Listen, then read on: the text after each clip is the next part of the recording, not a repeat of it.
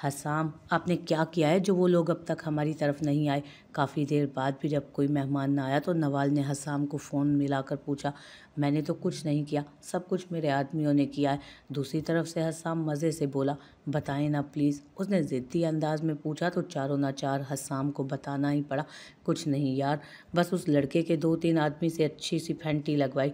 अब वो कम अज़ कम भी हफ्ता 10 दिन बिस्तर से नहीं उठेगा, इसलिए अब तुम रिलैक्स हो जाओ। हसाम ने लापरवाह से अंदाज में कहा तो नवाल का मुंह खुल गया। हसाम, आपने उसे पिटवाया है? वो आंखें फाड़े हैरत से बोली। हाँ, उसने यकलफ्ज़ी जवाब दिया। मगर आपको ऐसा करवाने की क्या ज़रूरत थी? तुम उसकी वजह से रोई थी ना? वही लड़का था ना जिसकी वजह से तुम परेशान हो रही थी? वही था ना जो तुम्हें देखने के लिए आ रहा था? और मुझे ये बिल्कुल मंजूर नहीं कि किसी भी वजह से तुम्हारी आंखों में आंसू आए, किसी भी वजह से तुम परेशान हो या फिर कोई और तुम्हारा रिश्ता लाए। ये सब मैं हरगिज़ बर्दाश्त नहीं कर सकता। इसीलिए मैंने उसे रात में सूरज दिखा दिया। हसाम के लहजे में एक जुनून था जिसे सुनने के बाद नवाल के होंठों पर मुस्कुराहट आई। नवाल, इससे पहले कि वो कुछ कहती नीचे से उसकी मामा की आवाज़ आई। 1 मिनट। वो जल्दी से हसाम को 1 मिनट का कहती फ़ोन हाथ में पकड़े कमरे से बाहर निकल गई। जी मामा। वो ऊपर ग्रिल में खड़ी पूछने लगी, बेटा वो जो लोग आने वाले थे उनका एक्सीडेंट हो गया, इसलिए वो नहीं आ रहे, तो आप भी कपड़े चेंज करके आराम करो। नूर बेगम ने नीचे हॉल में बैठे ही बताया था।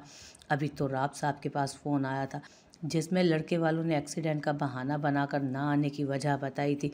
तो राब खान ने नूर बेगम को बताया तो उन्होंने नवाल को बुलाकर उसे भी बता दिया ताकि वो कोई इंतज़ाम ना करे बल्कि चेंज करके आराम करे। जी अच्छा। वो धीरे से कहती वापस कमरे में जाने के लिए पलटी ही थी जब उसे नीचे से बाबा की आवाज़ आई। न जाने कैसी मनहूसियत है तुम्हारी बेटी के साथ जो हर बार आए हुए रिश्ते के साथ कुछ ना कुछ हो जाता है। पता नहीं कब शादी होगी इसकी और कब मेरे कंधों से ये जिम्मेदारी का बोझ उतरेगा। वो नागवारी से सर झटक गए तो नूर बेगम ने उन्हें तासुफ से देखा। कुछ भी कहना सुनना बेकार था, इसलिए वो खामोश रही। जबकि ऊपर खड़ी नवाल का दिल अपने बाप की बात सुनते बुरी तरह जख्मी हुआ था। आंखों की बाढ़ तोड़ते आंसू बह निकले। फ़ोन के दूसरी जानिब मौजूद हसाम भी उनकी बात सुनते मुठ्ठियां भींच कर रह गया।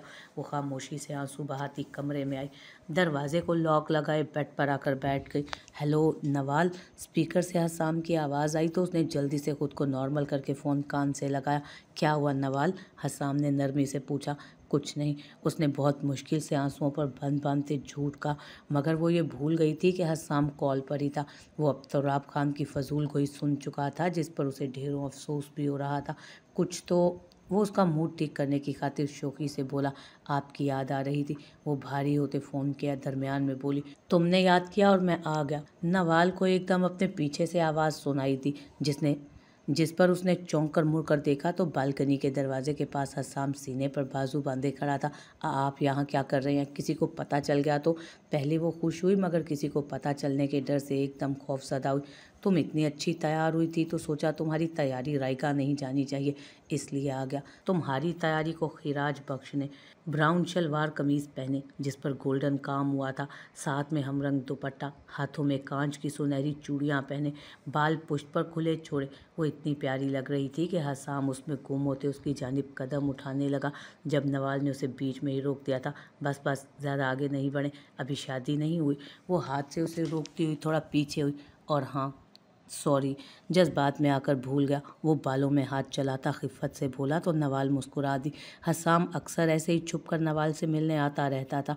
उसने अपना एक ख़ास आदमी यहाँ छोड़ा हुआ था जो यहाँ काम भी करता था और यहाँ की इन्फॉर्मेशन भी उसे देता रहता था। अभी भी वो उसी की मदद से पिछले दरवाजे से हवेली में घुसने में कामयाब हुआ था। अच्छा चलो एक सेल्फ़ी ले लेते हैं। हसाम ने अपना फ़ोन निकाला तो नवाल उसके बराबर में थोड़े फासले पर आकर खड़ी हुई। जल्दी ले लें और जाएं यहाँ से। उसे बार बार जाविया बदलते देख नवाल घबराहट से दरवाजे की तरफ देखते बोली थी, तुम्हारी हाइट कम है, मुझे तो लगता है कि बेड पर बैठकर लेना पड़ेगी। हसाम शरीर लहजे में कहता बेड पर बैठा तो नवाल ने उसे घूरा, फिर दोबारा दरवाजे की तरफ देखते बोली, हसाम प्लीज़ जल्दी करें, सब घर में ही है, कभी भी कोई भी आ सकता है। वो उंगलियां मसलती घबराई हुई सी बोली तो हसाम ने भी उसे तंग करने का इरादा तर्क करते 2-3 तस्वीरें ली, लेकिन वापस जाने के लिए बालकनी की जानिब बढ़ गया। फिर, नवाल अगर कोई भी मसला हो तो मुझे फ़ोन करना, रोने नहीं बैठ जाना, समझी? देखना बहुत जल्द वो दिन आएगा जब मैं तुम्हें अपना बनाकर यहाँ से ले जाऊँगा। हसाम धीरे से कहता जहाँ से आया था वहीं से वापस निकल गया तो नवाल पीछे से मुस्कुराती हुई ड्रेसिंग रूम में घुस गई। रात के 1 बजे राइड हवेली वापस आया था। हवेली में उस वक्त एकदम सन्नाटा था। सब अपने अपने कमरों में आराम कर रहे थे, मगर राइड उस सब की परवाह किए बगैर तो राब खान के कमरे की जानिब बढ़ा। तो राब खान के कमरे से कुछ फासले पर ही जुजलान का कमरा था। राइद अभी उनके दरवाजे के पास ही पहुंचा था जब जुजलान अपने कमरे से बाहर निकला। उसके हाथ में खाली पानी का जग था, शायद वो पानी लेने जा रहा था। बाबा सो गए हैं तो उन्हें तंग करने की ज़रूरत नहीं है, वो संजीदगी से कहते आगे बढ़ने लगा जब पीछे से राइद बोला, तुम अपने काम से काम रखो। वो रोब से माथे पर बल डाले बोला, अपने काम से काम ही रख रहा हूँ कि उन्हें डिस्टर्ब करने की ज़रूरत नहीं। जो भी लड़ाई झगड़ा करना है वो सुबह कर लेना। जुजलान उसे देखे बगैर स्पाट लहजे में बोला तो राइद की आंखों में सुर्खी उतरी। अगर मैं उनसे नफरत करता हूँ तो इस सब में सबसे ज़्यादा हाथ तुम लोगों का ही है। राइद गुस्से से गुर्राया तो जुजलान ने लापरवाह अंदाज में आंखें घुमाई। इससे पहले कि वो फिर दोनों शुरू होते तो राब खान के कमरे का दरवाज़ा खुला। क्या हुआ, तुम दोनों इस तरह से लड़ क्यों रहे हो? और राइद तुम यहाँ सब खैरियत तो है ना? तो राब खान को खुशगवार हैरत हुई थी राइद को अपने दरवाजे पर देखने पर। उन्हें तो वरना एक अरसा हो गया था राइद को अपनी मुखालफत करते देखते पर, और ना ही गलती से वो उनके कमरे की जानिब कभी आता था। उन दोनों की बहस चूंकि तो राब खान के कमरे के दरवाजे के बाहर हो रही थी, इसलिए आवाज़ें सुनकर वो खुद ही बाहर आ गए थे। आपसे बात करनी है, राइद स्पार्टन अंदाज में बोला, जबकि उसकी बात सुनकर जुजलान के कान खड़े हुए। आखिर इतने साल बाद ऐसी कौन सी बात थी जिसे करने के लिए राइद खान अपनी अना को पीछे रखकर अपने बाप के दरवाजे पर खड़े होते हुए खुद उनसे बात करने आया था। उसे तजस्सुस हुआ, जिस वजह से वो भी वहीं रुककर उनकी बातें सुनने लगा। आओ बेटा, अंदर बैठकर चलकर बात करते हैं। तो राब खान तो जैसे खुशी से झूम उठे थे। आज इतने सालों बाद उनका बेटा उनसे बात करने आया था। नहीं, मैं यहीं पर ठीक हूँ, राइट संजीदगी से बोला। इतनी देर में नूर बेगम भी दरवाजे पर आ गई। अच्छा बोलो, क्या बात करनी है? वह आराम से बोले। उन्होंने उसे अंदर आने के लिए बिल्कुल फोर्स नहीं किया था कि कहीं नाराज़ ही ना हो जाए वो। मुझे एक लड़की पसंद है और आप लोग चूँकि मेरे माँ बाप हैं और वो लड़की काफ़ी अच्छे घर से है, इसलिए मैं चाहता हूँ कि कल ही आप लोग मेरा रिश्ता वहाँ लेकर जाएँ और जल्द से जल्द शादी की तारीख रखें। वो दोनों हाथ कमर पर बांधे इत्मीनान से कहता वहाँ मौजूद सब लोगों को झटका दे गया। हाँ बेटा, ज़रूर, जैसा तुम बोलो, हम कल ज़रूर जाएंगे उस लड़की के घर, मगर लड़की का नाम तो बताओ। तो राब खान फ़ौरन उसकी बात मान गए। वो अपने बेटे को खुद से कोई शिकायत का मौका नहीं देना चाहते थे। आयला नाम है। ठीक है बेटा, जब चलना हो तो बता देना, वो प्यार से बोले। तो राइद बगैर कुछ बोले वापसी के लिए जाने को पलटा जब जुजलान बोला, मगर बाबा ऐसे कैसे? पहले पता तो चले कि ख़ानदान क्या है उस लड़की का। जुजलान ने इतराज़ करना चाहा। तुम चुप रहो जुजलान, मेरे और मेरे बेटे के दरमियान में मत बोलो। तो राब खान ने राइद के चेहरे के बिगड़ते तासुरात देखते जुजलान को डांटा, जिस पर जुजलान का मुंह खुला, जबकि राइद ऊपर अपने कमरे की जानिब बढ़ गया। वाह, बेटे ने 2-4 बातें क्या कर ली, आप तो दूसरे बेटे को ही भूल गए, जुजलान ने ड्रामाई दुख भरे अंदाज में कहा। तो राब खान नफ़ी में सर हिलाते अपने कमरे में चले गए। तो जुजलान भी मुंह बनाता किचन की जानिब बढ़ गया। क्या हुआ बाबा, ये इतना ट्रैफिक जाम क्यों है? वो दयार साहब के साथ यूनिवर्सिटी जा रही थी जब रास्ते में उसे बेहद ट्रैफिक जाम मिला। शायद कोई सियासी आदमी गुजरने वाला है, इसलिए आगे से पूरा रोड बंद किया हुआ है। दयार साहब गाड़ी में बैठते हुए बोले। वो अभी आगे से देखकर और पूछताछ करके आए थे, जिस पर उन्हें यही मालूम हुआ था कि कोई बड़ा आदमी यहाँ से गुजरेगा।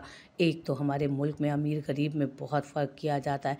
एक अमीर आदमी जिसके पास इतना पैसा है कि वो कोई भी काम करवा सकता है और किसी से भी करवा सकता है, आराम से बैठ के खा सकता है, मगर ये लोग इस ट्रैफिक में फंसी गरीब आवाम का सोचते ही नहीं, जो अगर ऑफिस देर से पहुंचते तो उनकी एक दिन की तनख्वाह काट ली जाएगी। बच्चे जो स्कूल जा रहे हैं वो लेट हो जाएंगे तो उनकी तालीम का कितना नुकसान होगा ये नहीं जानते। और अगर खुदा ना खास्ता इस ट्रैफिक में कोई एम्बुलेंस फंस जाए तो बेचारा मरीज़ जिसके बचने के चांसेस हो वो भी मर जाए। वो सर झटक कर नफ़रत से उन बेहिस अमीरों के बारे में सोचने लगी जिनकी ज़िंदगी में कुछ नहीं बदला, मगर इस ट्रैफिक में फंसे गरीब लोगों की ज़िंदगियां बर्बाद हो सकती थीं। क्या कह सकते हैं बेटा, दयार साहब ने अफसोस से सर हिलाया। अभी सिर्फ 5 मिनट ही गुजरे थे जब पीछे से एम्बुलेंस की आवाज़ आई। एक आदमी तेज़ी से उनकी गाड़ी के बराबर से गुजर कर आगे बढ़ गया। एमल ने चौंक कर गाड़ी की तरफ से बाहर सर निकाला तो उनमें से कुछ फासले पर एम्बुलेंस पर खड़ी थी, जिसमें कोई मरीज़ भी मौजूद था। उसने एक पल आंखें आंखें बंद करके खोली और गहरा सांस भरती गाड़ी से निकली। कहाँ जा रही हो बेटा? उसे बाहर निकलते देख दियार साहब फिक्रमंद हुए। लोगों की मदद करने के लिए। वो मजबूत लहजे में एम्बुलेंस को देखती आगे बढ़ गई। दियार साहब को अपनी बेटी पर फख्र हुआ कि वो आजकल के लोगों की तरह खुदगर्ज और बेहिस नहीं, बल्कि वो खुद से पहले दूसरे लोगों का सोचती है, उनकी मदद को आगे रहती है हमेशा। और वो यही सोचते हुए उनके चेहरे पर एक अलग मुस्कुराहट आई। प्लीज़ सर, ट्रैफिक खोल दे, पीछे मेरा भाई एम्बुलेंस में पड़ा है, उसकी जान को खतरा है, उसे जल्दी से अस्पताल लेकर जाना है, प्लीज़ सर जाने दें। वो आगे पहुंची तो एक आदमी पुलिस ऑफिसर के सामने हाथ जोड़े खड़ा गिड़गिड़ा रहा था, मगर वो पुलिस एहलकार जैसे बहरा बना खड़ा सब तमाशा देख रहा था। आप लोगों को सुनाई नहीं दे रहा? वो आदमी कब से हाथ जोड़े आप लोगों से मिन्नत कर रहा है, उसका भाई मर रहा है और आप लोग हैं कि ट्रैफिक खोल ही नहीं रहे। वो झुंझुला कर दबा दबा चीखी, देखे बीबी, अभी यहाँ से जुजलान खान ने गुजरना है, हमें ऊपर से ऑर्डर आए, इसलिए हमने ट्रैफिक रोक रखा है, बस कुछ ही देर की बात है, फिर ट्रैफिक बहाल हो जाएगी, अफसर ने सुकून से कहा। चाहे इतनी देर में वो आदमी मर ही क्यों ना जाए। जुजलान खान के नाम पर वो जबड़े भींचे गुस्से से हुर्राई तो सामने खड़े ऑफिसर ने सर झटका। आपके जुजलान खान के गुजरने से ज़्यादा ज़रूरी इस आदमी की जान अहम है। अगर वो थोड़ी देर यहाँ रुक भी जाएगा तो कोई मसला नहीं हो जाएगा उसे। ज़रा भी हमने देर की ना, वो आदमी नहीं बचेगा, वो सर्द मोरी से बोली, मगर उन पुलिस वालों ने उसकी बात पर कोई कान नहीं धरे। आंटी, मेरे बाबा को सांस लेने में मसला हो रहा है, अगर मेरे बाबा को कुछ हो गया तो हम क्या करेंगे? यहाँ पर हमारा कोई है भी नहीं जो बाबा की जगह ले। एक 12 साल बच्ची उसके पास आई, आंसुओं से तर चेहरा, भीगी आवाज़ लिए बोली तो अमल की आंखें भर आई। वो जब से मुठियाँ भींचे पीछे खड़ी गाड़ियों के हजूम की तरफ मुड़ी और बाबा से बुलंद मुखातिब हुई, आप सब जानते हैं कि पीछे एक एम्बुलेंस फंसी है जिसमें एक मरीज़ काफ़ी तशवीशनाक हालत में है, मगर इसके बावजूद भी आप लोग आवाज़ बुलंद नहीं कर रहे। जितना मुमकिन हो सकता है उसने उतनी ऊंची आवाज़ रखते हुए बात लोगों तक पहुंचाई थी अपनी। लेकिन उस एम्बुलेंस में जो आदमी है, कल उसकी जगह आप भी हो सकते हैं। ज़रा सोचें, अगर आपका कोई प्यारा ऐसी हालत में फंसा हो तो आपके दिल पर क्या गुजरेगी? वो बुलंद आवाज़ में चिल्लाई। गाड़ी से बाहर खड़े दियार साहब ने प्यार से अपनी बेटी की तरफ देखा जो जुल्म के खिलाफ आवाज़ उठा रही थी। मगर बेटा, हम क्या कर सकते हैं? आगे पुलिस खड़ी है, हम कैसे उनका मुकाबला करें? एक आदमी अपनी गाड़ी से खिड़की से झांकता हुआ परेशानी से बोला, अंकल, इन पुलिस वालों को देखें, वो बस 12 लोग हैं, हम जबकि हज़ारों की तादाद में। अगर हम यहाँ से निकलने की कोशिश करें तो ये हमारा कुछ नहीं बिगाड़ सकते। वो मजबूत लहजे में बोली, मगर उनके पास गन है। हाँ, और अगर वो हमारे सामने आए तो फिर हमें भी ब्रेक लगाना पड़ेगी ना। अगर हमें पुलिस वालों ने पकड़ लिया तो हमारे घर वालों का क्या? ऐसी बहुत सी मुख्तलिफ आवाज़ें उसे सुनाई दी। पहली बात, वो लोग गोली नहीं चलाएंगे। दूसरी बात, किसने बोला है कि आप ब्रेक लगाएं?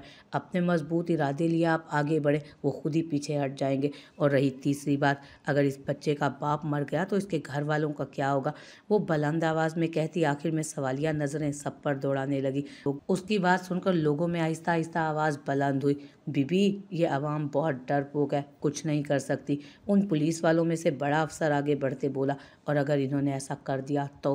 वो उसकी आंखों में आंखें डाले चैलेंजिंग अंदाज में बोली तो अफसर ने अवाम को देखा और फिर उसकी जानिब मुतवज्जो हुआ, अगर इनमें से 20 लोग भी आगे बढ़े तो हम खुद पीछे हट जाएंगे। वो अफसर भी उसकी बातों से मुतासिर हुआ था, इसलिए धीरे से नर्म लहजे में बोला तो अमल के लबों पर मुस्कुराहट आई, गो।